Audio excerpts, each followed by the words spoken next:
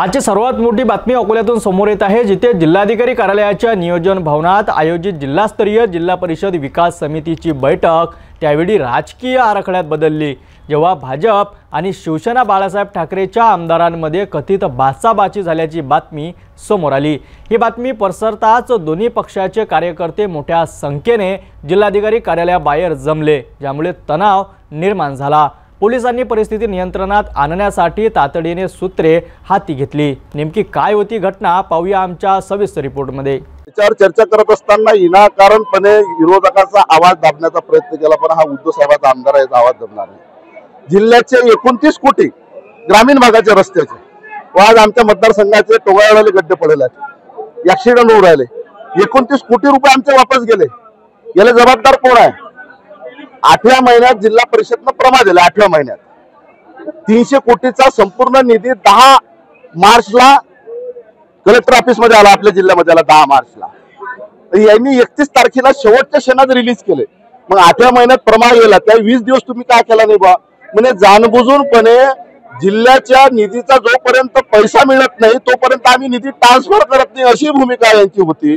म्हणून पैसे न मिळाल्यामुळे निधी ट्रान्सफर केला नाही 20 दिवस आणि 29 कोटी जिल्ह्याचे परत गेले। काय नेमका वाद झाला दोघांमध्ये?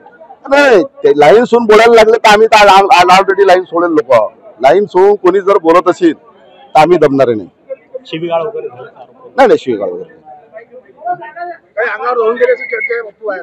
नाही। आम्ही तात्विक चर्चा होती। मी माझे प्रश्न मतदारसंघाच्या विकासासाठी भांडून राहिलो आणि विरोधकाचा आवाज हा जनतेचा आवाज असते। जनतेचे प्रश्न मांडणं माझं कर्तव्य आहे आणि सभागृहात जनतेच्या प्रश्नासाठी मी नेहमी भांडत राहील। थोडंसं अतिशयोक्ती होऊन राहिली। शेवटी मी काही बोललो तरी तिथं अनेक लोक पाहणारे होते। बैठक सुरू असताना काही विषयांवर चर्चा सुरू असताना पालकमंत्र्यांच्या लक्षात आलं की 2-3 लोक नितीन देशमुखच्या समर्थकही असू शकतात, ते शूटिंग करून राहिले आणि म्हणून जे अपेक्षित नाहीत बैठकीमध्ये त्यांनी इथून बाहेर थांबावं असं आक्षेप वजा सूचना आपले आकाशभाऊ गोंडकर आमचे पालकमंत्री यांनी केल्या। त्या सूचनेला नितीन देशमुख यांनी आक्षेप घेतला, त्यांच्या आक्षेपावर मी आक्षेप घेतला। या बोलण्यात त्यांचाही आवाज वाढला, माझाही वाढला। ते खुर्चीवर उभे राहून बोलले, मी खुर्चीवर माझ्या ठिकाणी उभं राहून बोललो आणि 3 मिनिटांनंतर परत आपलं बैठकीचं कामकाज सुरू झालं आणि नंतर 1 तास जवळपास हा प्रकार घडल्यानंतर 1 तास बैठकी झाली, सरळ आटोपलं।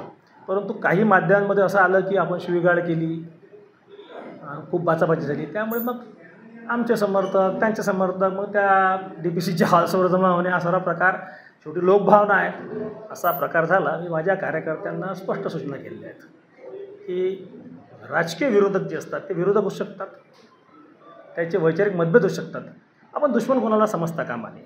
आणि सत्ताधारी आमदार असताना, भारतीय जनता पक्षाचा एक पाईक असताना मी थोडंसं संविधान प्रथा परंपरेला मानणारा माणूस आहे आणि माझ्यापर्यंत मी विषय तो तेव्हाच संपवलेला आहे।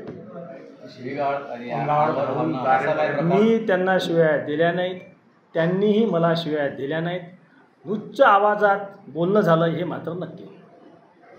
तर पाहिलं आपण एक प्रशासकीय बैठक कशी राजकीय तणावाचा बळी ठरली।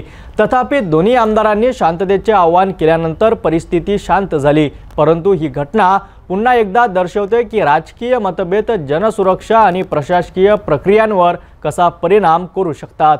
भविष्यात अशा घटनांची पुनरावृत्ती होऊ नये यासाठी राजकीय कामगार शांततापूर्ण वातावरणात पार पडेल अशी आशा आहे।